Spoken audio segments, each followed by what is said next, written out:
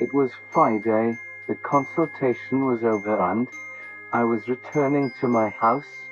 On the way I met Philip, and he told me, "Doctor, on Monday I'll go to consultation, because I have a very serious problem, and I want you to help me." Perfect. I'll wait for you on Monday.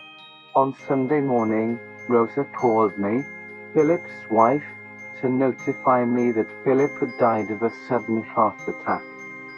Since we lived a relatively short distance away, I went to his house. He was still in bed. The coroner had already passed and saw him in bed. I prayed to him, and I saw when his soul left the body, went through the wall and left. I was a bit surprised that he did not stay to watch everybody that was in that room, but, well, how things happen, pray once all the time. While he left, he disappeared. 7 months passed. I was at home, meditating, when suddenly I heard a voice saying, "Vlad." He was the only one who called me Vlad.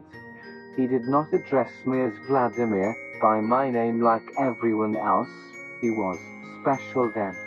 I'm surprised, and I think, well, this is Philip's voice.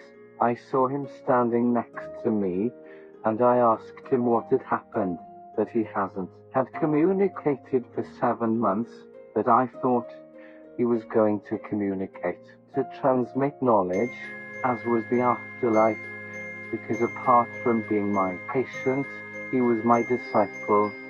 He began to tell me that he was in a darkness, in a limbo, that he did not see anybody, who had no contact with anyone and who could not leave that place where he was. I was surprised because being a spiritual person as he was, he shouldn't be suffering, but really, he was inexplicably suffering. Then I had to call his master guide so that we'll take him to the corresponding plane. The master guide came and took him. I was very confused because on the one hand, I thought I had the openness and knowledge to know from first hand what the afterlife was like, what death was like, the transition between life and death was like, but really, it was not.